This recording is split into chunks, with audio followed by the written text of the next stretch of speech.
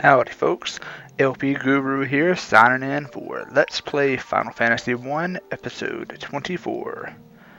As always, we're going to be picking up right where the previous episode ended. We're getting close, everybody. We're in the home stretch. Just a few more things to do to take care of. And the end of Final Fantasy I will be in sight. Our first order of business, now that we have claimed the Rosetta Stone and Kraken has been defeated, is to return the Rosetta Stone to, I believe his name is Dr. Oon. Either Oon or Une. I'm not sure if the E at the end of his name is pronounced or not. And it doesn't clarify in the game, so there's really no way to know. But we're going to be heading south back to Melmond.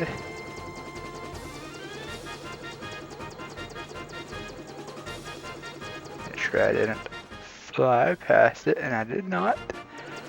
This is due east.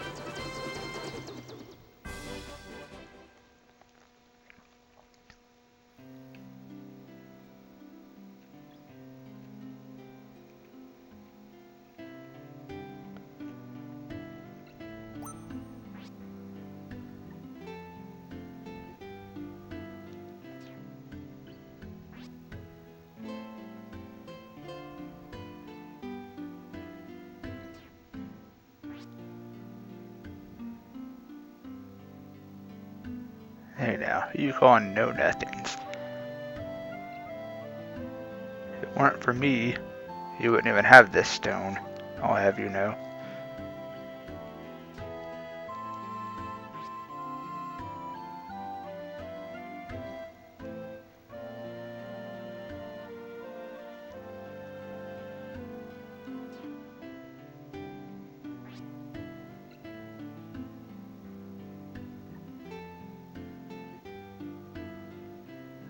No, you suppose you can teach it to me? Oh, well, thank you. How generous, you know. I only risked my neck multiple times in acquiring this for you, so thank you for your generosity.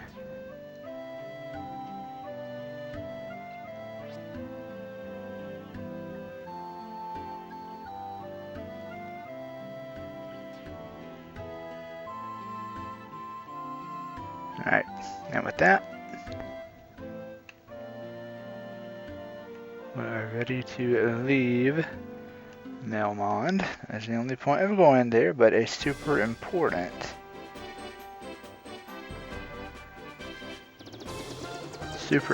point. Now, from here, we've got to fly to Lufenia itself, which is to the northwest.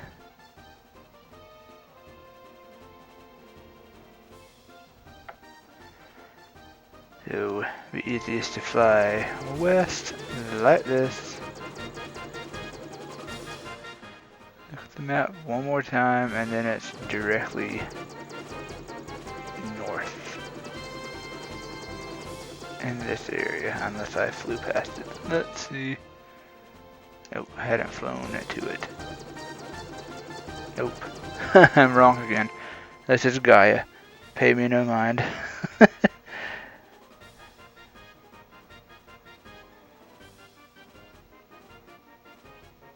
Actually, we were very close when we were at the lake right in here. It's a matter of landing properly.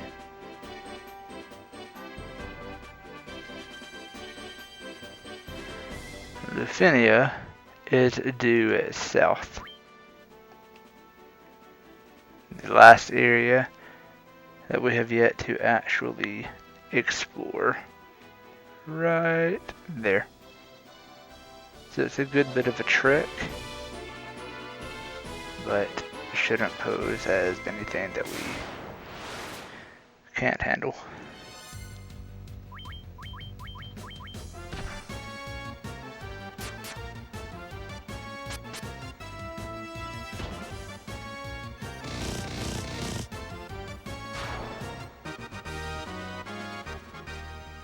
And through this area, or not just through this area, but in this area, there's really nothing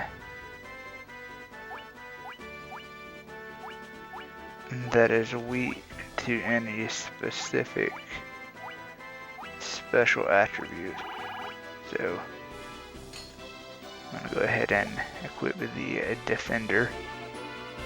We can start dishing out max damage on everything. No need to hold back.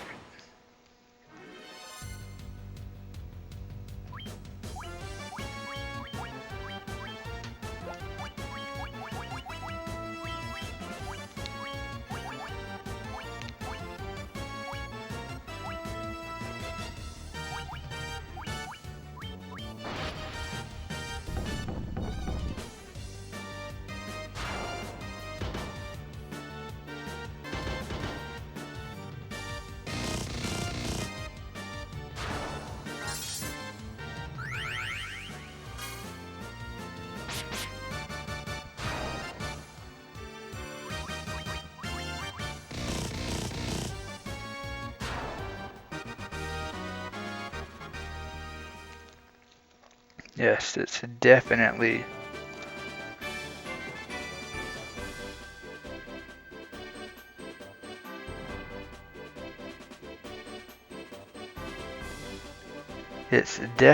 safe to say that anything we'll be encountering in this area will quickly and easily be laid to rest, thanks to the Master dishing out over 1100 hit points of damage in a single attack. Yeah, not much is going to be able to survive that.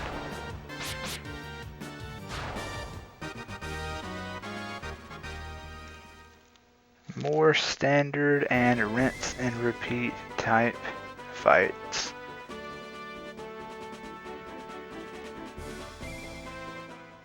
And just like that, and we've reached Lithuania.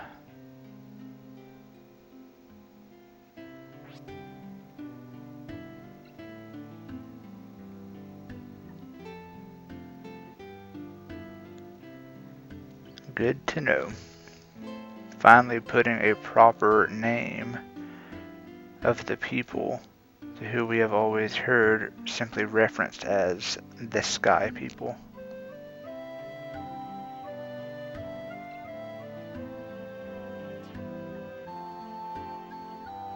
It's also nice to know that the airship we've been using all this time is a creation of theirs long ago.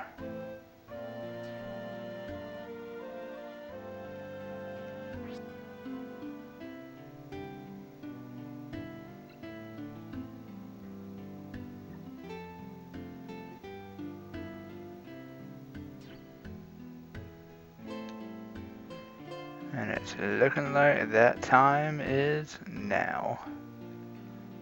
We're very fast approaching, at least.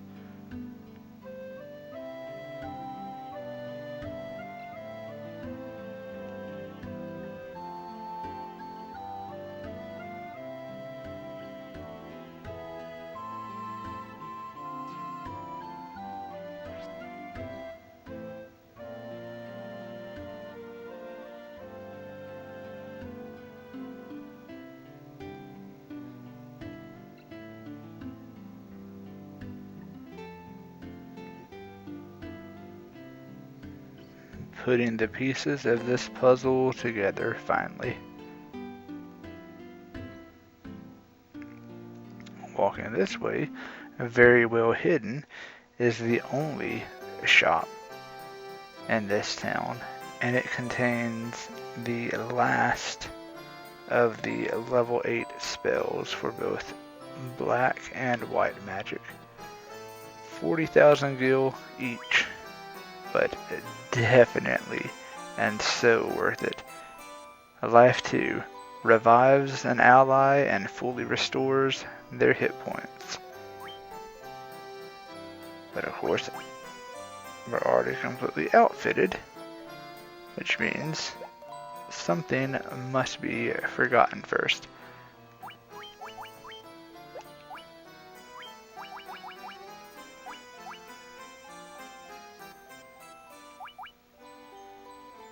And since Dispel has never seen any use,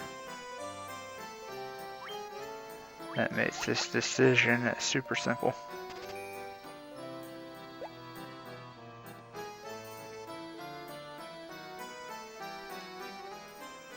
Gotta make sure we actually have an available slot, and we don't.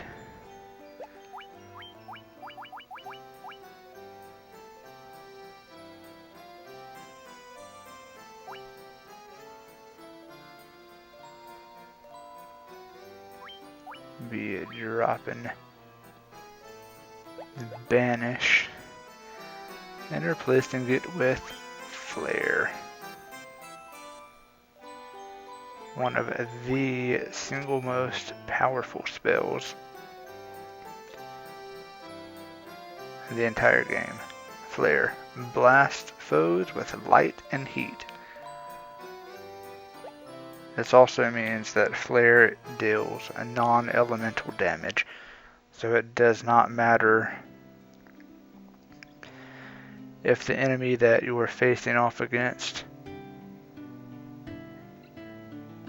if it has any types of elemental resistances, doesn't matter. It'll burn right through it. Okay, we've talked to him already. It's time to seek out everyone else in this town.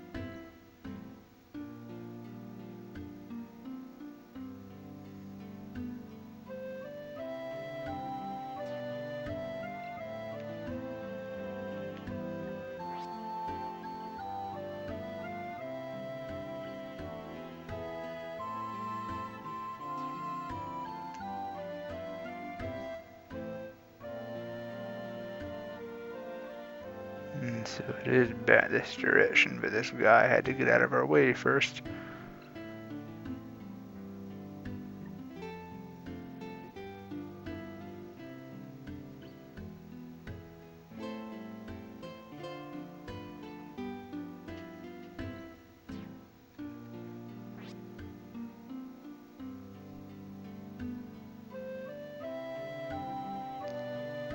First time the Wind Fiend is actually named Tiamat or Tiamat.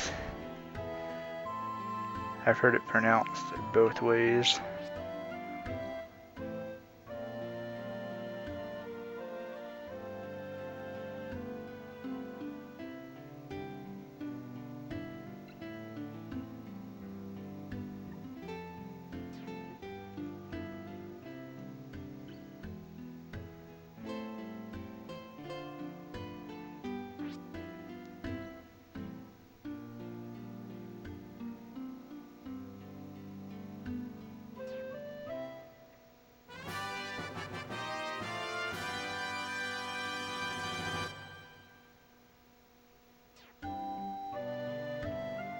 And as just stated to us,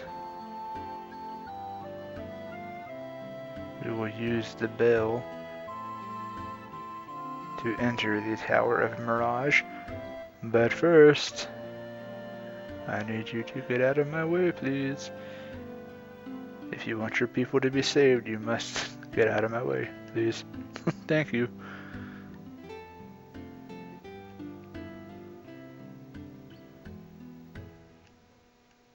They seem to run on forever before finally getting to leave the town from the side.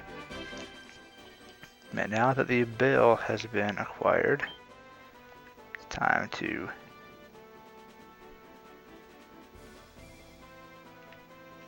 head on over to the Tower of Mirage.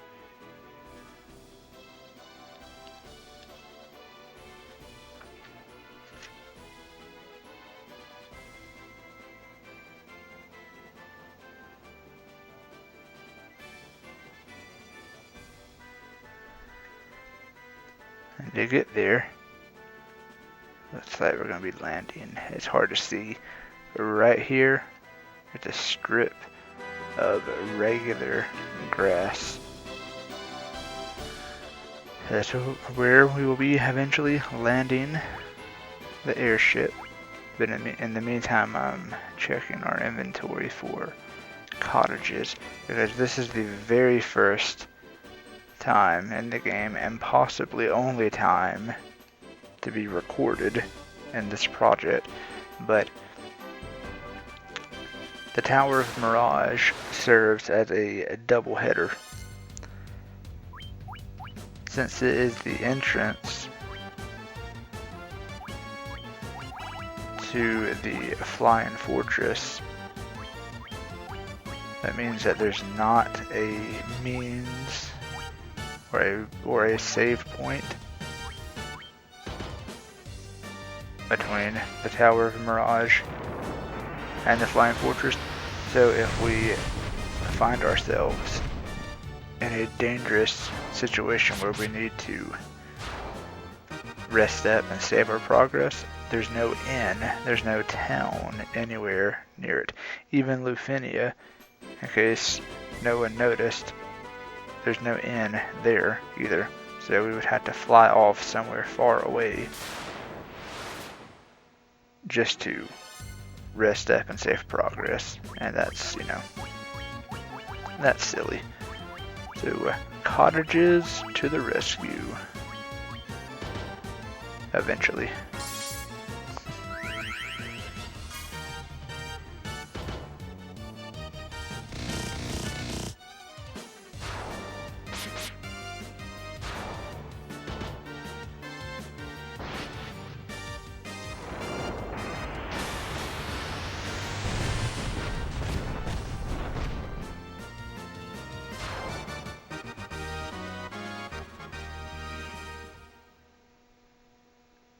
And yes, Flare ignores defensive properties as well.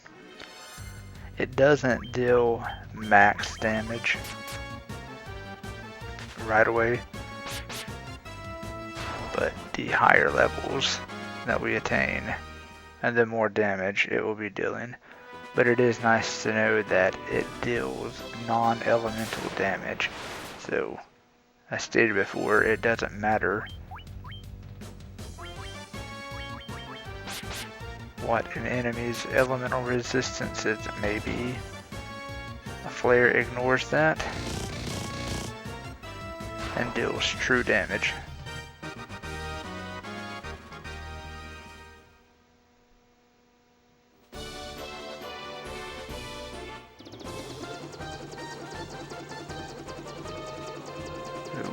Right in here, where you want to land, and then it's a relatively short walk to the northwest.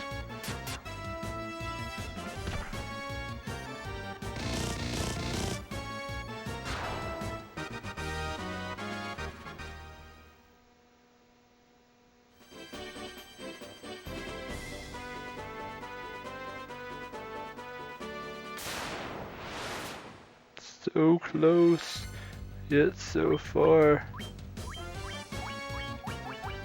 Yes, anytime I encounter a new enemy that looks different, as if we have never, not as if, but the kind that we have never encountered before, I always get shield 2 applied very quickly for that very reason. Over 200 hit points of damage to our Black Wizard.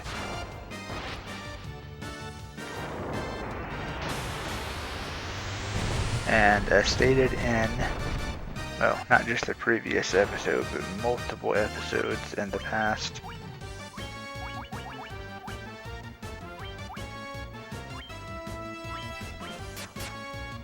you can't level up enough. You can't.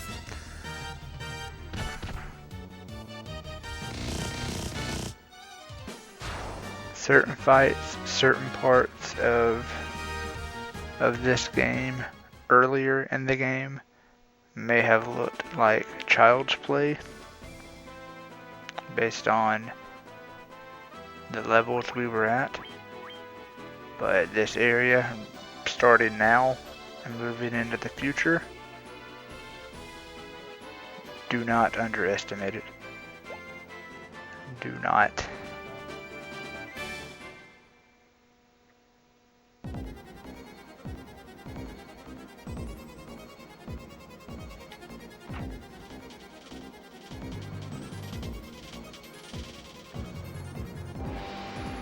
Tower of Mirage is a giant circle. May not seem like it once we get to the perimeter, it's kind of uneven, but it is a circle. But it's also not very straightforward.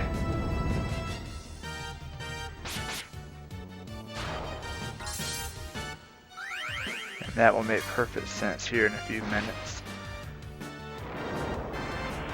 as we continue to explore everything properly.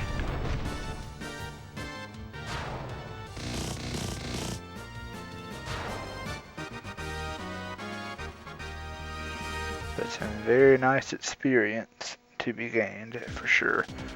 But yeah, the doors aren't inconvenient locations, so in order to reach certain areas you have to walk a little out of your way. And as witnessed in the previous fight,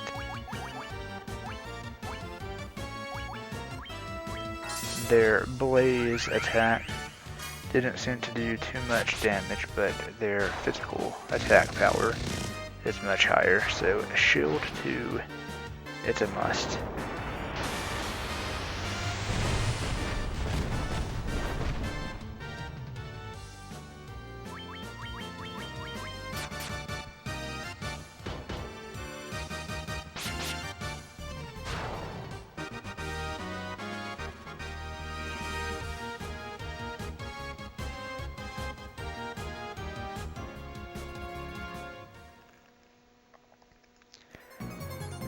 And through here it's going to be super easy to level up. We're leveling up very quickly.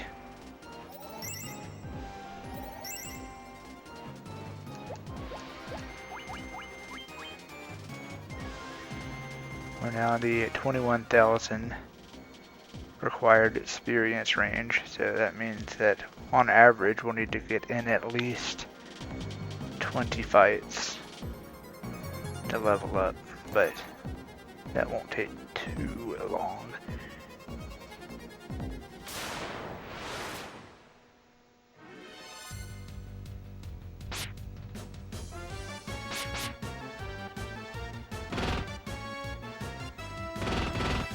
Here, the soldier, or not soldier, the Black Knight, excuse me, is definitely the focus. I don't have a lot of hit points, but a critical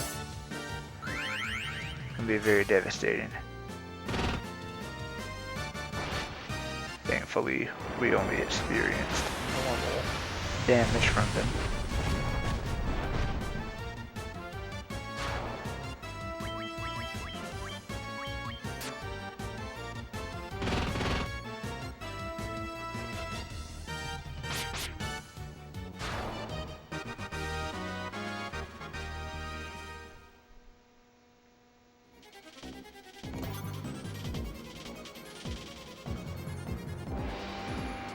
And yes, the healing helm is yet another.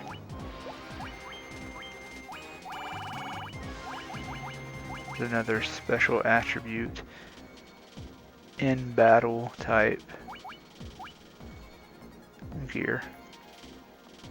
Helmet with heal effect, but I can't remember if it is heal 1 or heal 2 that it's similar to, but once again, do not equip it as is the practice, so that every character has access to it. And the Vorpal sword, I honestly can't remember. Nope, it doesn't have any kind of special attribute.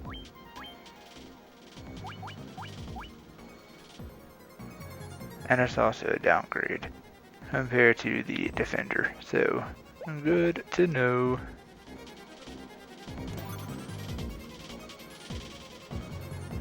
A very, very decent amount of money, a little over 18,000 gil.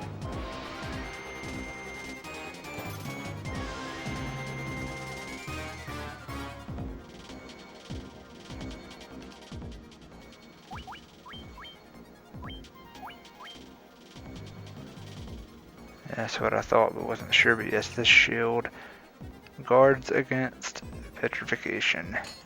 Doesn't boost the knight's stats in any way, but simply having protection from being petrified is more than enough for me. Alright, on this floor, I do believe that is everything of importance, treasure-wise. Now we just need to keep on climbing.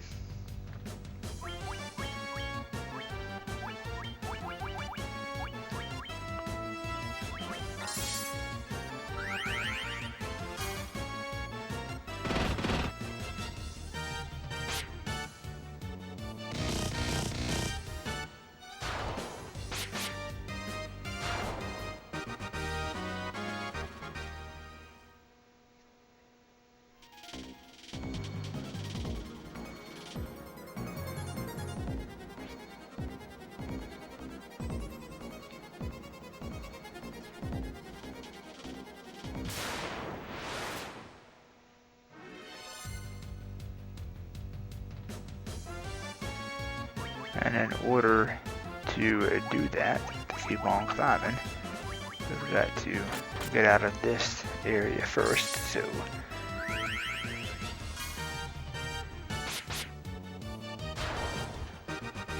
the exit should be coming up here. We should be close to it. Looking, checking out everybody's health. Yeah, we're good.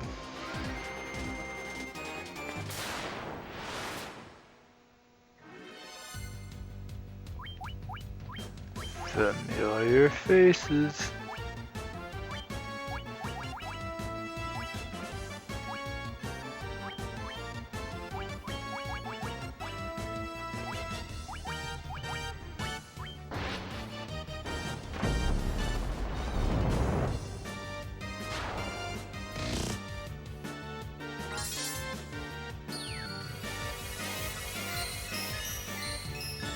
A very bright light.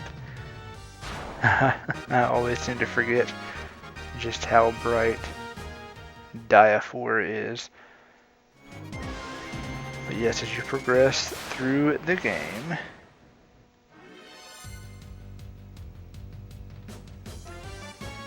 pretty much, I'm not going to say every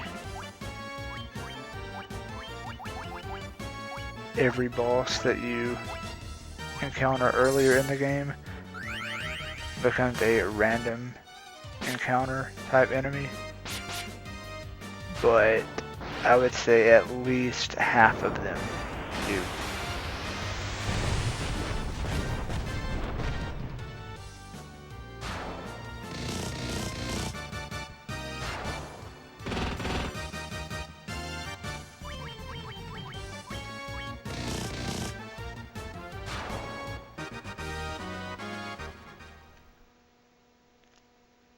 But this much later in the game, and none of them really pose a legit threat.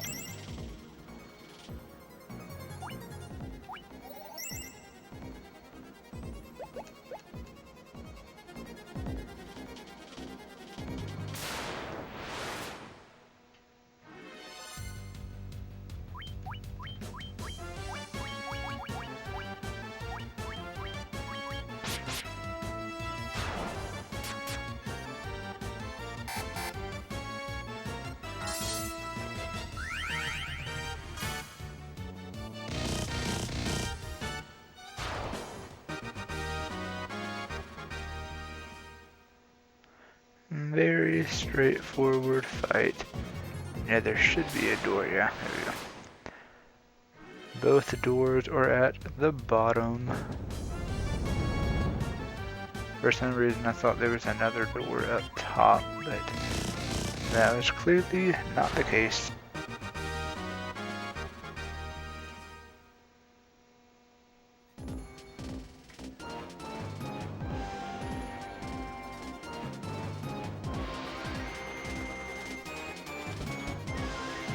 What is nice is by doing what we've just done,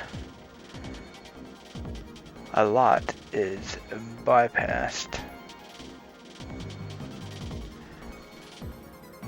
A lot of that floor was just skipped, and that's part of the wall. It does look like a door, but it is not. It's just decoration and part of the wall.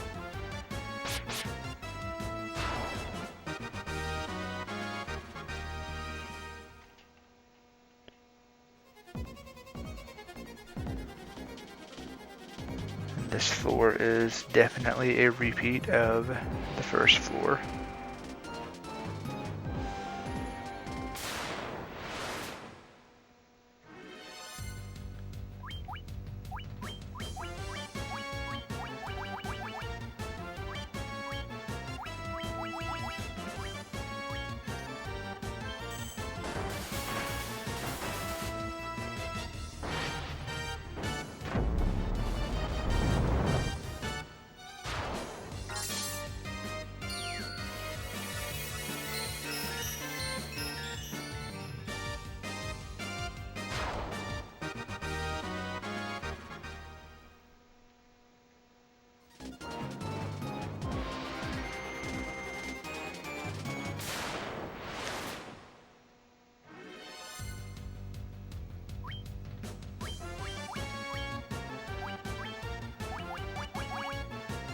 See how they hold up against Holy.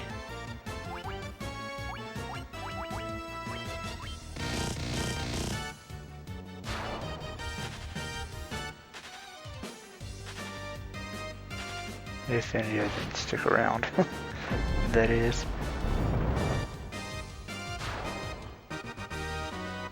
We will have to stay in suspense, maybe next time, but I will show off Holy at some point.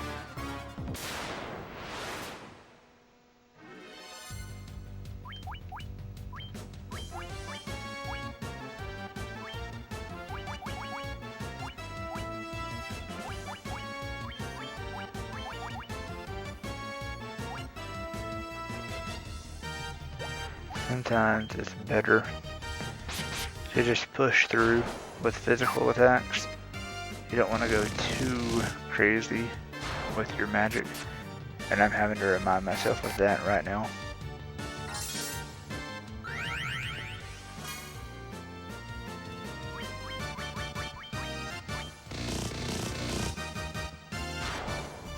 Definitely with the master, nothing really stands a chance against him.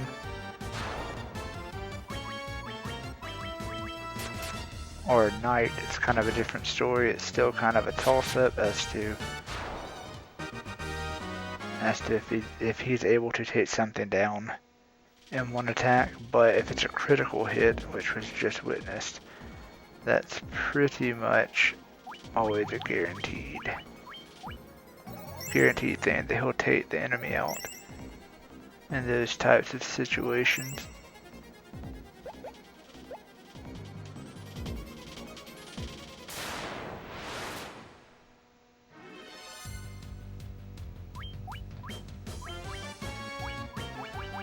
See if Holy can't be cast in time.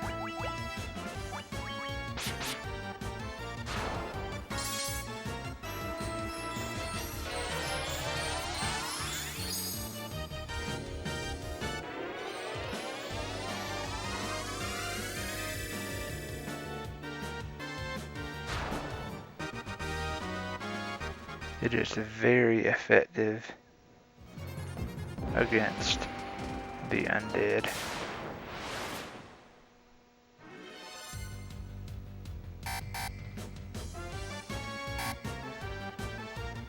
And yeah, in a fight like this, it plays out exactly how you want it to. They deal very little damage, so I'm not going to waste any magic on shield 2. I don't think they had ever attacked one of the spellcasters before, so that's why I had to continue to use shield 2 just to be safe. But witnessing what we just witnessed, they're not a threat at all. They're more of an annoyance, more of a waste of time. So standard attacks by everybody is perfectly fine.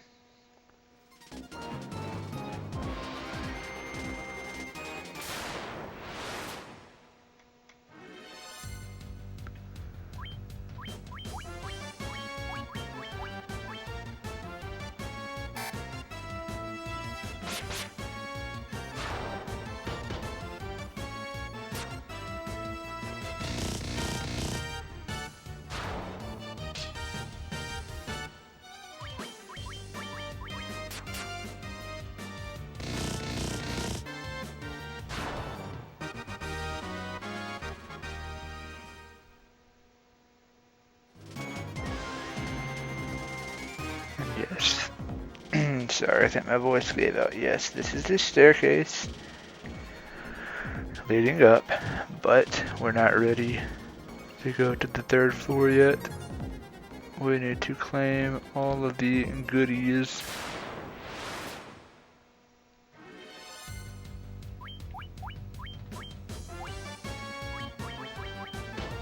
And yes, these guardians, they can tempt you a lot to use magic on them to help speed the fight up, since the spellcasters deal next to no damage at all. But don't give in. Don't give in to that temptation. Just fight normal with everyone. The knight and the master will make short work of them. Just have to be patient. And sometimes being patient is a lot easier said than done. Trust me, I know. I really do. But you will thank yourself in the long run by refraining from using magic. Right under 8,000 experience needed. So we're making good progress.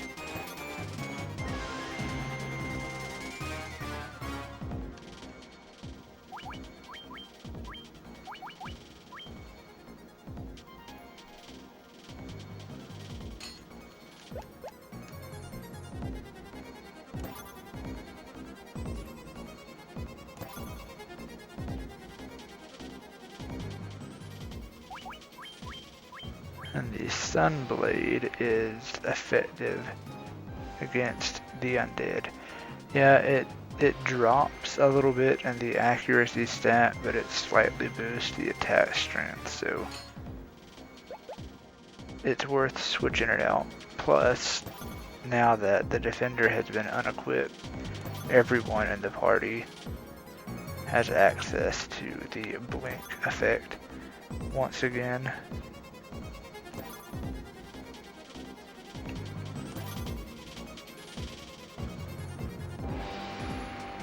And Thor's hammer, it is a weapon as well, and I think, yeah, just your white wizard can use it, actually equip it, but as you can read, it's a special attribute weapon, so if it's not equipped, then everyone in the party has access to using Bolt too. So you're better off not equipping it.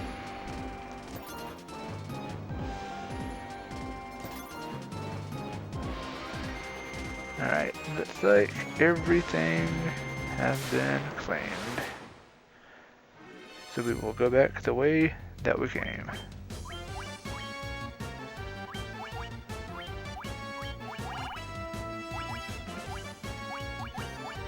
Keep having to remind myself that I don't have a lot of MP left for Flare,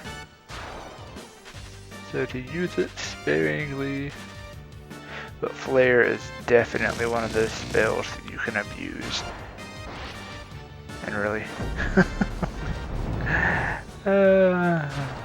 what can you do? Times like that, all you can do is laugh. It's like, really?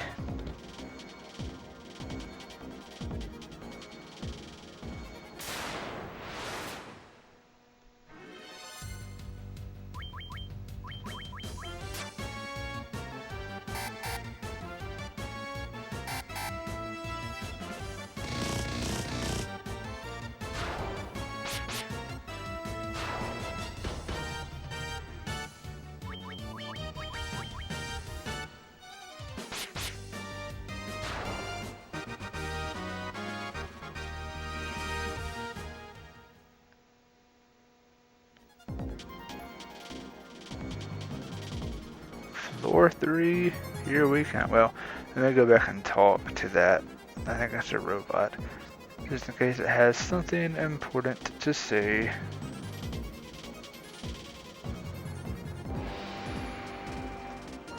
It would have been important to say had we not already claimed the warp cube. Alright, this is the third and final floor of the Tower of Mirage. From this point forward,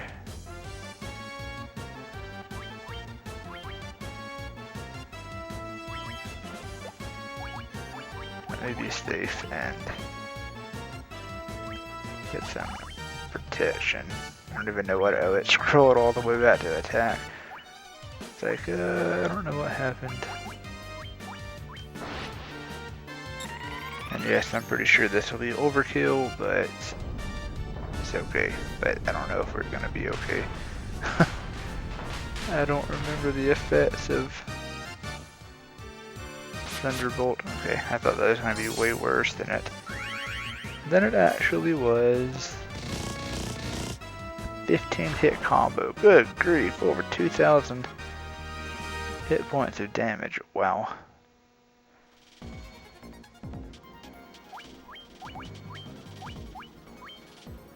Yeah, I think we're safe to proceed.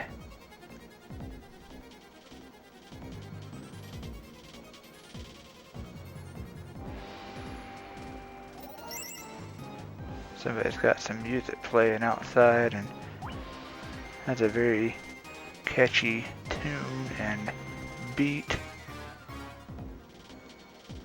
That bass is really thumping. Good grief, people.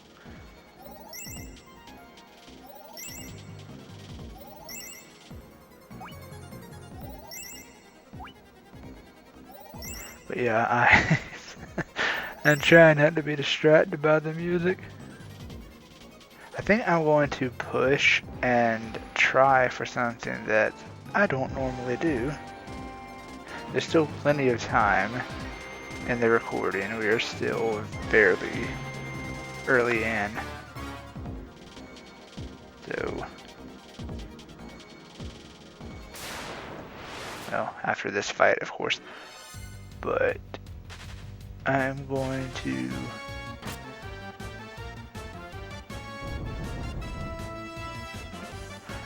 attempt to take on both dungeons. Well, actually, I don't know. And yes, this is another one of those real-time decisions I'm having to make. Trying to think, trying to determine if I should be brave and go for it.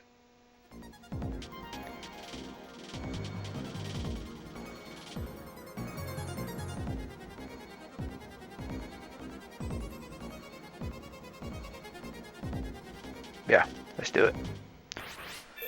Let's do it. There's no save point at any point, as I had said earlier. So this is a huge risk being taken right now, because if I die to anything, we have this entire episode. I have this entire episode to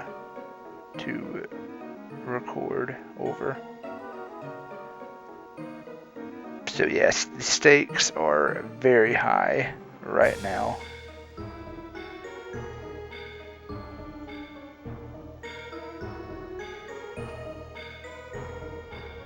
I'm trying to... yeah.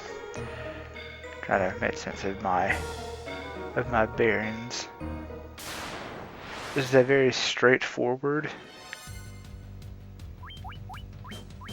area, but you've also got to be careful. And do I recommend anyone else doing what I'm doing? No, I don't. I recommend anyone watching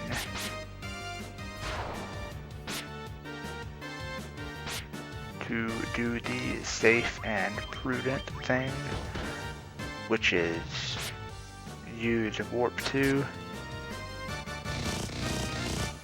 use a cottage. You could use it right outside of the tower.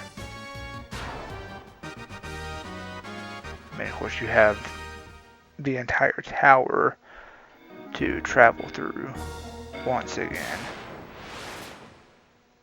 but you would at least be guaranteed to have your progress saved. And you know, the more and more I say all of these things, the better and better that idea really sounds. So realistically, here's what I'll do. I'm not warping out right now, I'm not saying that, but an adjustment. My intention, my goal, is to get all this taken care of in one playthrough. Not saving anything. But if I see that I need to, I will. But right now, as just stated, I'm planning to play through both dungeons. So far, one has been completed. Just have to get through this one and take on and defeat Tiamat. No pressure.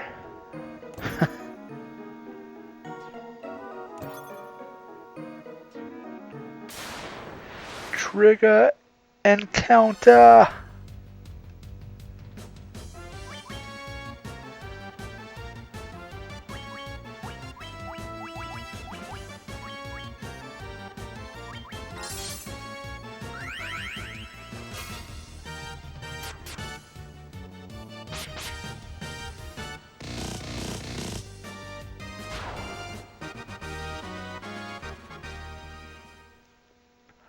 Pretty good amount of experience for a trigger encounter.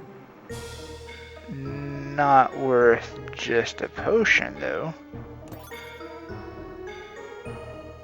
That's a bit of a joke. A very big joke that I don't find funny at all. Really?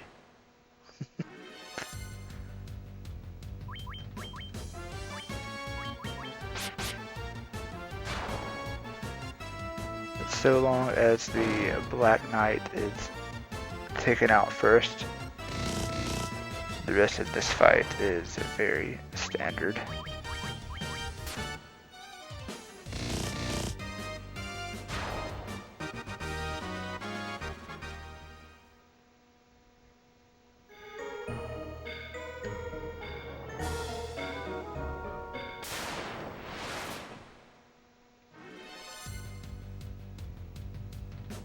Well, alrighty then.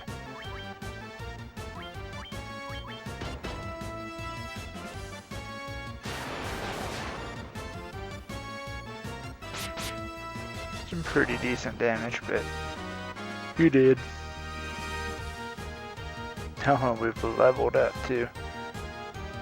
It's always a nice surprise.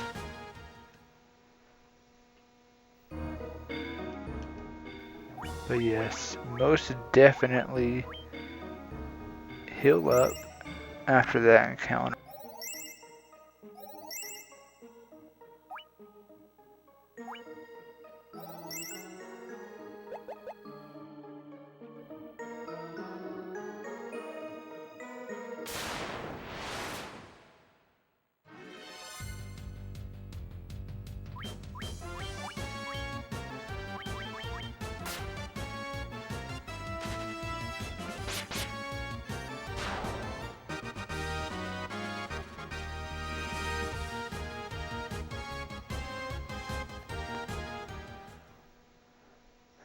I just noticed that live commentary skipped out. Hopefully it hadn't been gone for long because I had just checked, so maybe just a few seconds. But to quickly recap what I have been saying when I noticed that it skipped out was that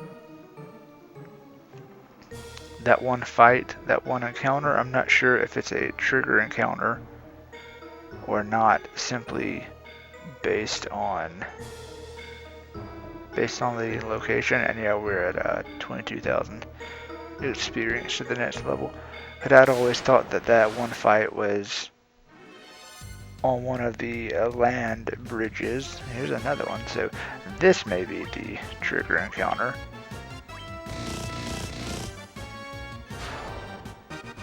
But he did again. Yeah, towards the end of the game, the trigger encounters, plural, plural this time, but not really because there's more than one fight, just, you know, for reference purposes. But the later you get, the further along in the game you get.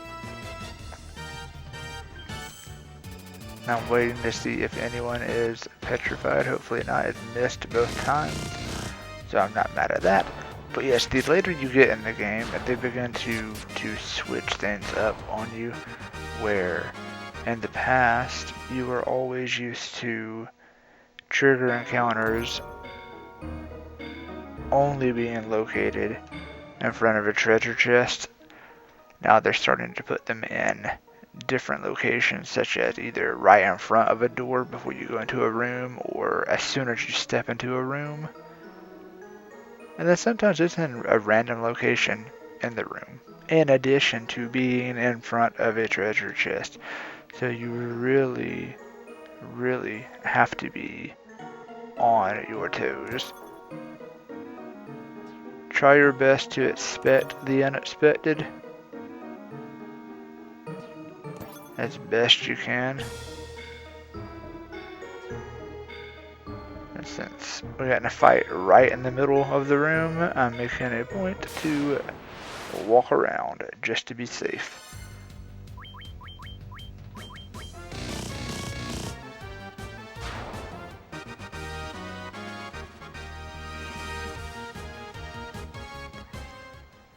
just to be safe. But yeah, I stated earlier, if I see that my MP is getting dangerously low, that will always be the main deciding factor. Tiamat does not play around.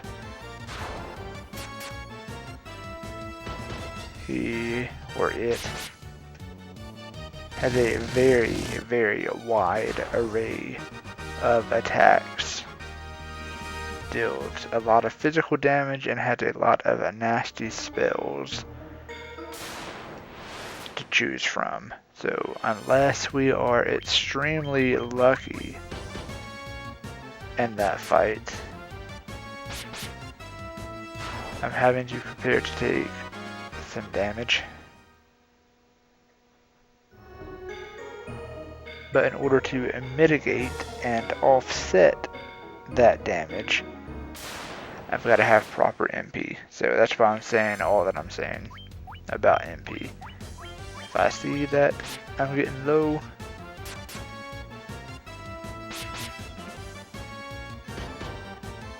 I will warp out of here.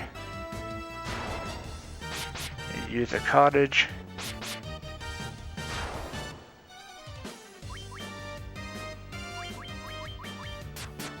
And I may actually still just let this be a really long episode if it needs to be. I haven't truly decided on that aspect of things yet.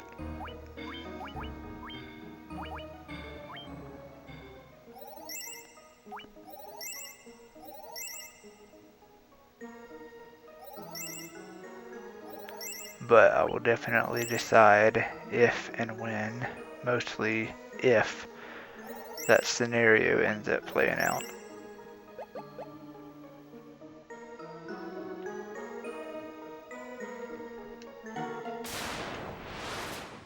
But yes, with all these story dungeons, you just have to make it a point to push through and fully explore everything.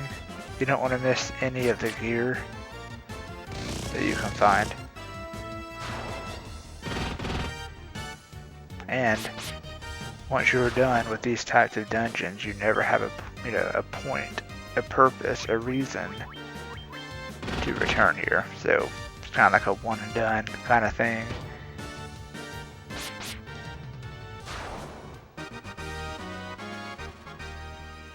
You don't want to skip out on just one room and one treasure chest. Okay, now if this is not a trigger encounter, then the game will have missed a very good opportunity.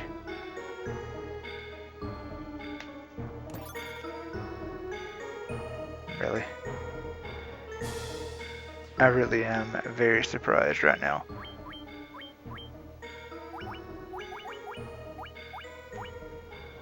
The Venom Blade is a saber with a poison effect, and since it's a downgrade in every regard,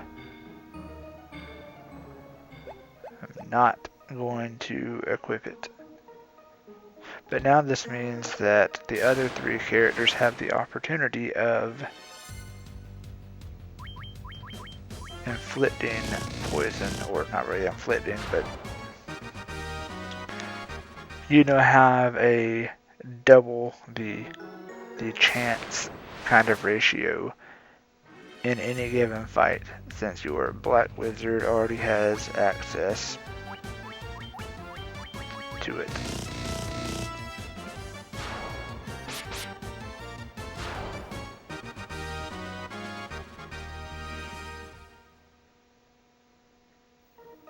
And yes, since each fight is landing us at least 1,000 experience, there are a few exceptions that are below 1,000, but the majority of the fights are at least the 1,000 experience point threshold. Leveling up has never been quicker or easier. Well, I shouldn't really say easier. Some of these fights are posing with a bit of a of a challenge. It's not a walk in the sky park, people.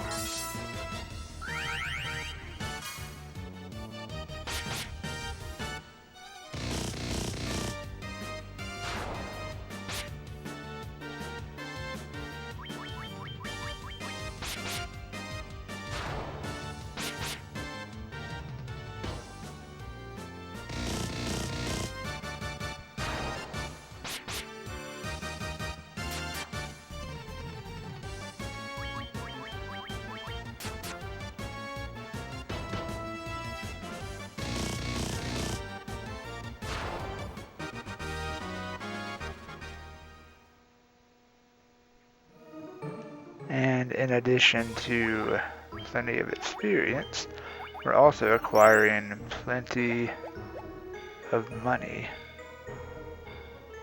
We're a little ways over the $500,000 gil, well into the 500,000 gil range.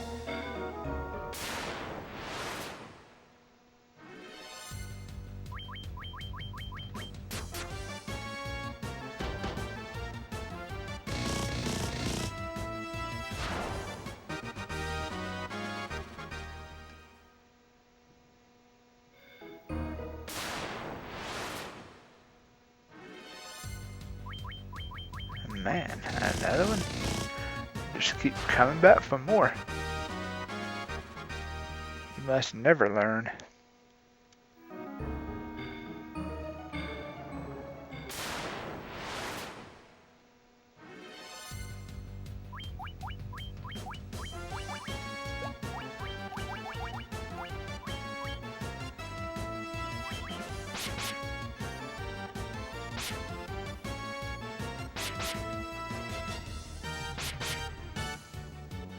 And yeah, it's only slightly problematic when they land a few hits on your more vulnerable of characters before Shield 2 can be cast.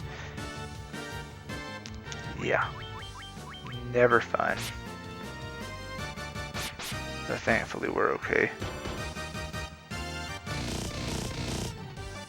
This is yet another of the reasons why leveling up like we have is super important. I'm not saying that it makes a place like this a breeze, super easy, but we're doing a lot better than we would have been if we weren't the levels, or just the level, since we're all the same level. But if we weren't the level we are, yeah, we more than likely would have already had to warp out of here a long time ago.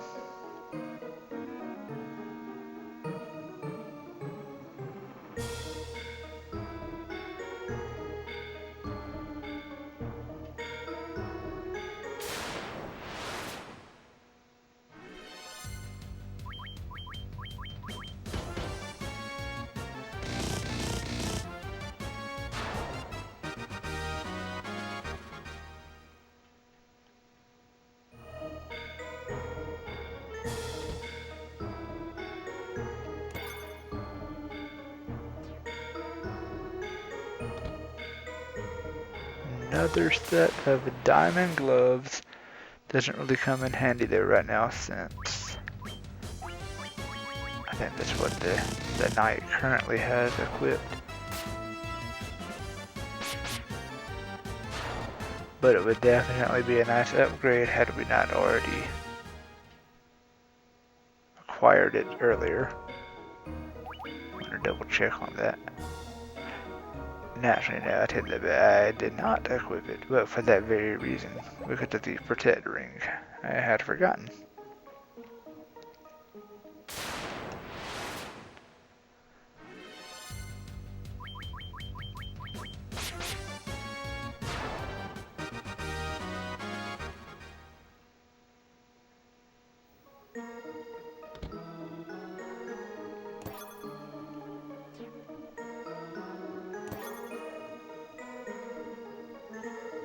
And another mithril helm. The same thing applies as the diamond gloves. I don't need you now.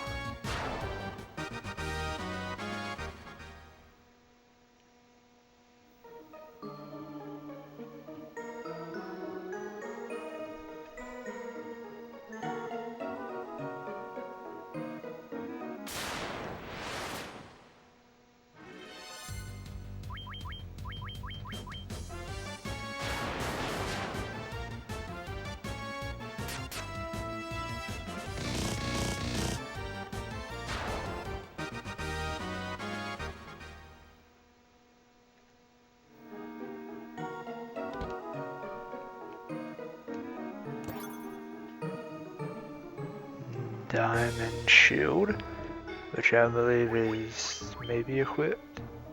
No, I like that. The S came out. I don't know where the S came from. No, it's the, I think it's the either Aegis or Aegis or Aegis shield. Never really been sure as to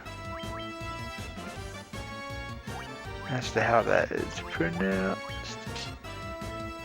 Shield 2, please be one of the first actions taken. Or at least let our knight be the one that takes all the attacks. Okay, good.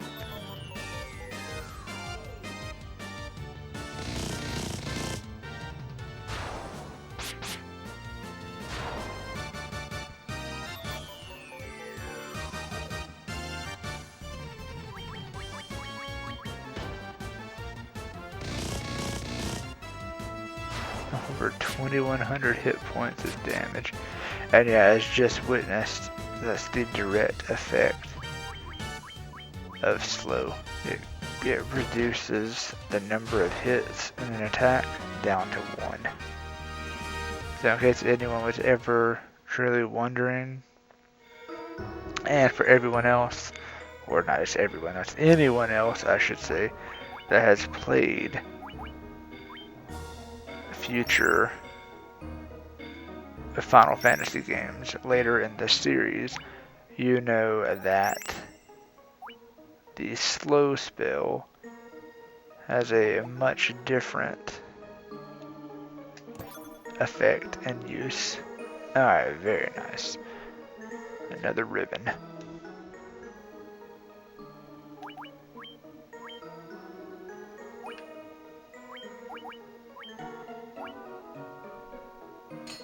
This will be going to our master. That way now 3 of the 4 characters have some protection against every special attack in the game. And I believe, unless I'm mistaken, but I believe that is the last ribbon. There's only 3 in the game. And my typical practice is what was just witnessed. I tend to allow the knight to be the only character that doesn't have a ribbon equipped.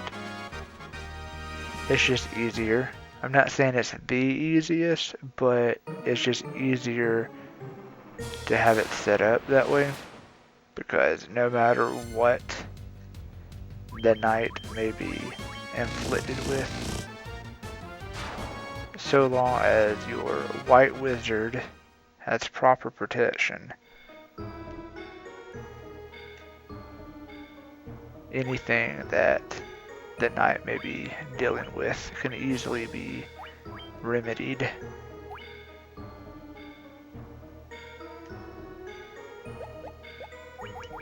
Everybody looks good on health, and a level up is definitely imminent in this next fight, whatever it may be.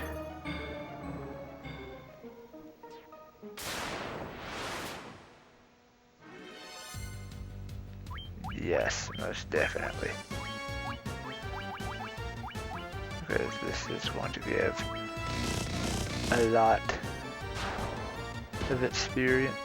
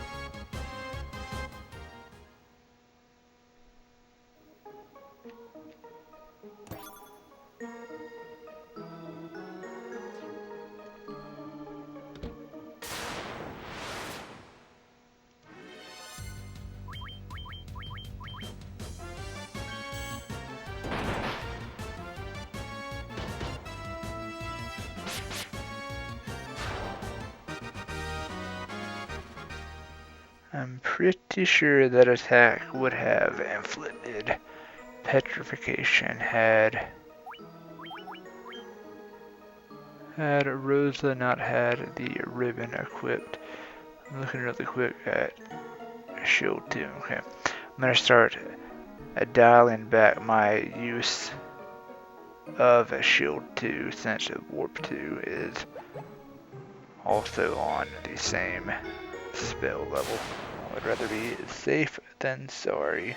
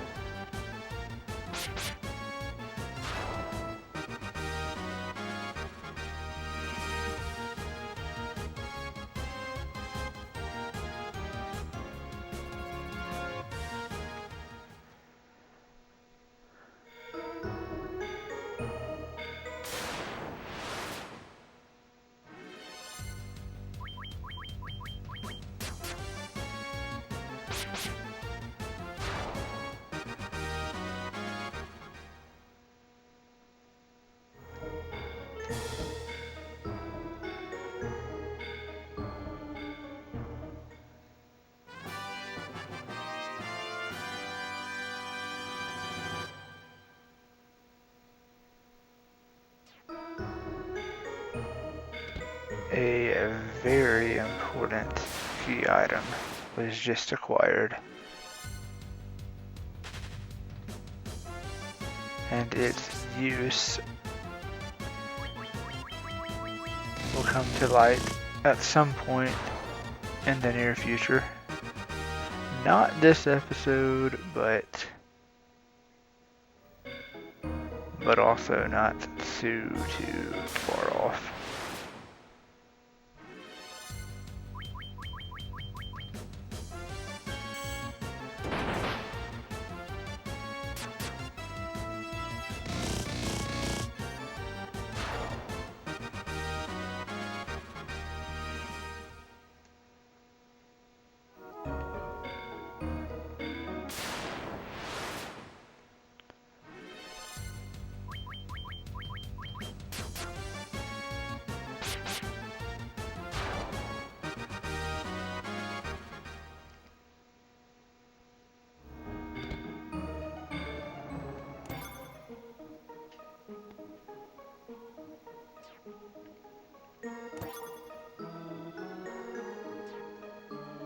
And the black robe and white robe are yet another in battle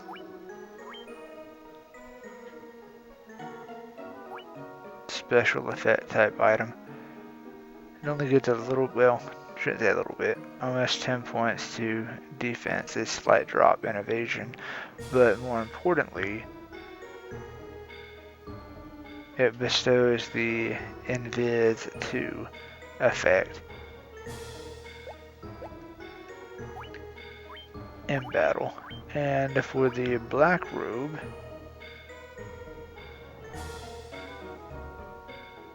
it's a robe with the Ice 2 effect. So, hold on, check health. Almost ran off too soon without checking health. But yes, it's very nice to have both of those spells readily available by all characters.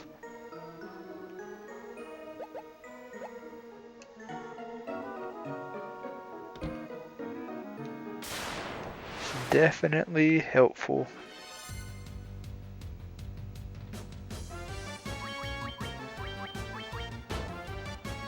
As stated, I believe it was in the previous episode.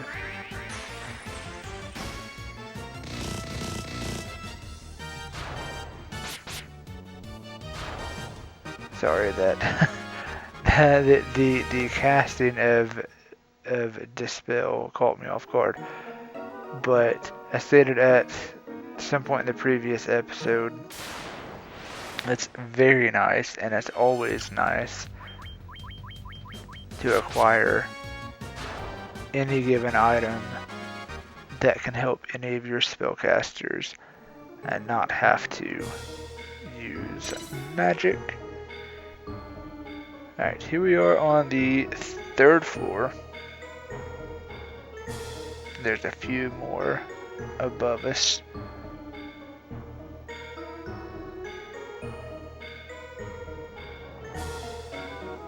I'm gonna take quick stock on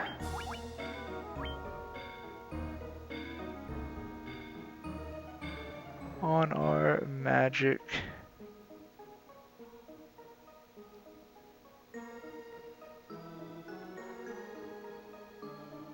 Looks like we're good in every regard.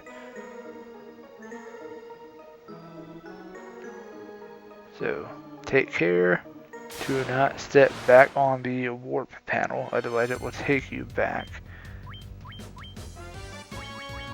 to the previous floor. So just simply walk around. Because I almost walked straight up and straight back into the warp panel. That's why I say what I do. I almost made that very mistake.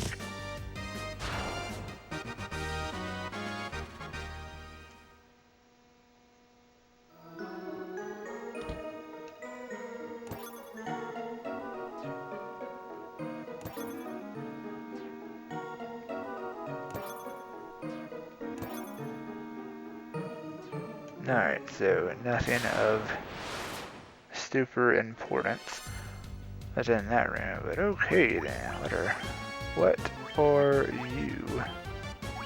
I can definitely say that the higher up we go,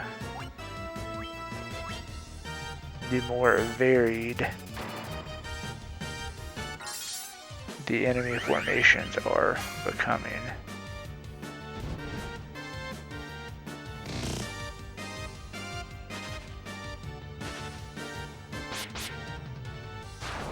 I think these may be older enemies though, yeah, I think they are. Upon first getting in this fight, they all look new, but yeah, that's not a ton of experience, and that's another great indicator to know.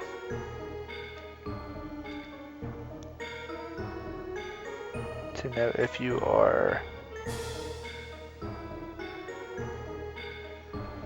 are facing off against new or returning enemies. Just base it on the experience you receive. If nothing else, that's a great indicator.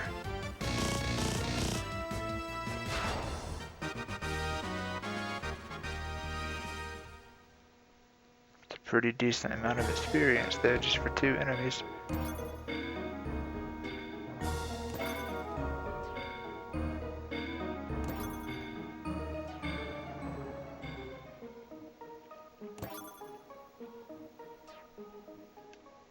Alright, and this weapon is a sword, unless I'm mistaken. Maybe. Maybe not. Well, what are you considered then?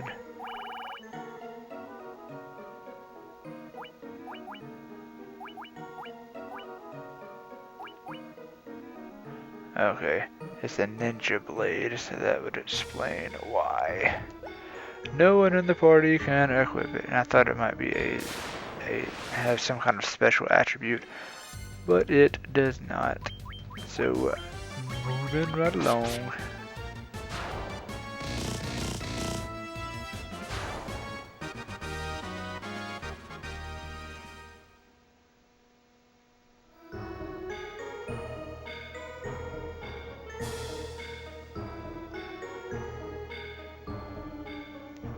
And yes, we will backtrack to that one warp panel in order to finish exploring this floor. Wow, okay, over 100 hit points of damage, so yeah, this thing does not play, especially against our spellcasters.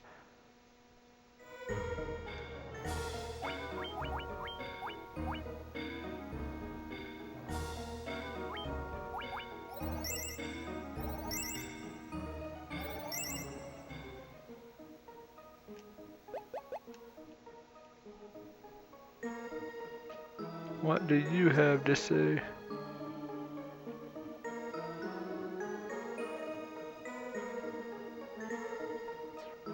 I wonder if that's true. Well, let's get through this fight and I'll test it.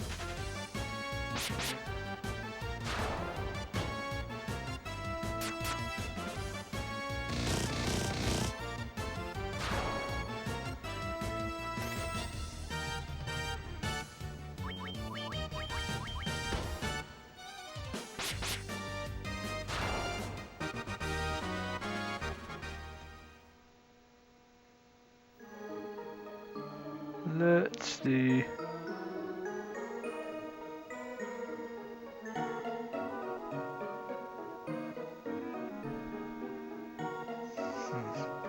I don't know if it actually shows anything or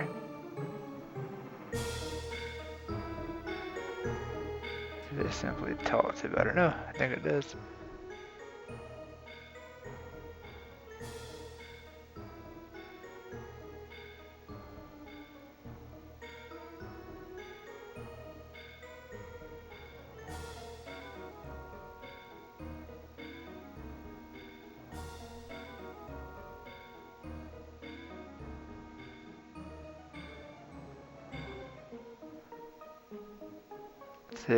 That's a very nice demonstration and also a very nice indicator as to future events.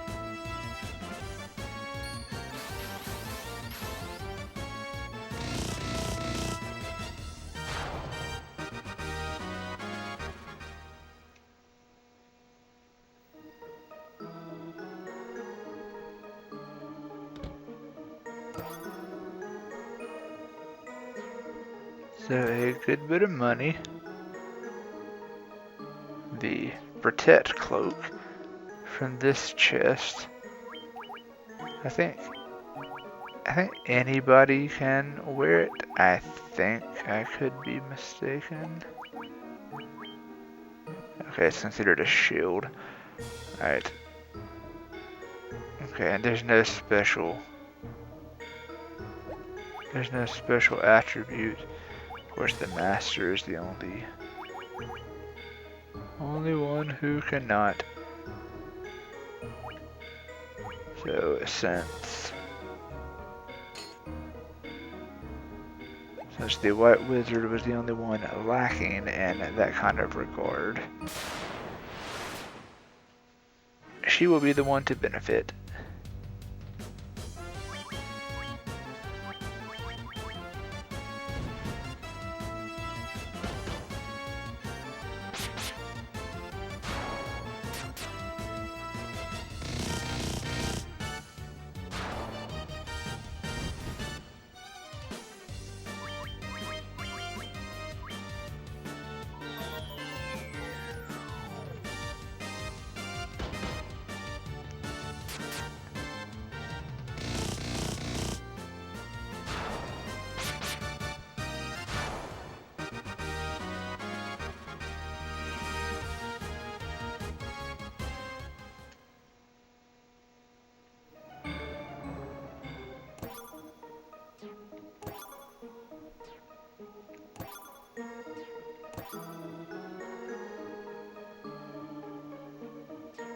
A bunch of money, a shirt, and I think a gold needle are all that were in the remaining chest, so nothing else of importance. And that was not a trigger encounter from earlier, that one fight. Otherwise another near identical fight would have been experienced when I went to leave the room.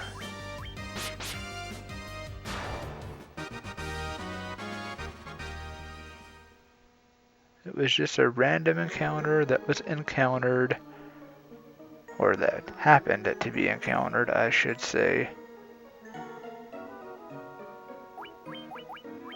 right in front of some treasure chests. So it's a repeat from earlier, but sometimes you never really can tell. Right in the middle of the 6,000 experience range to level up, so making some good progress. But I'm gonna. Oh yes, I just remembered something about this dungeon, and this just made up my mind to warp out of here. There is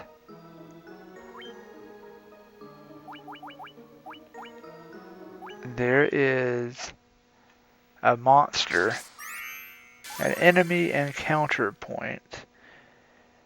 I believe it is on the final floor. So the same floor as the wind crystal chamber. There's no way to avoid it. It's not guaranteed.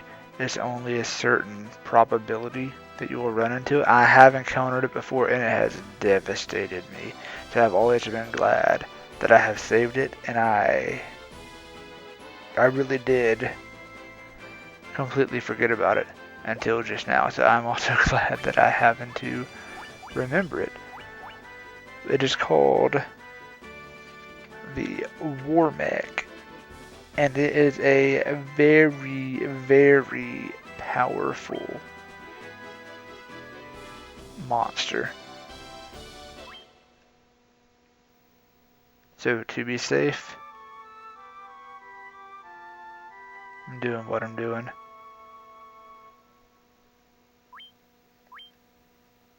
Just to be safe, because that would more than suck. Because we're pretty much done with the Flying Fortress. We still have a couple floors left to explore and everything, but that's relatively straightforward. But just to be safe, I'm doing what I'm doing, because that would be my luck. And I do think that actually increases the probability of encountering the War Mech if you try to brave it and not save your progress and everything. So, to be safe, I've done what I've done. But this is just a temporary break. The very next episode, we're going to be getting right back at it.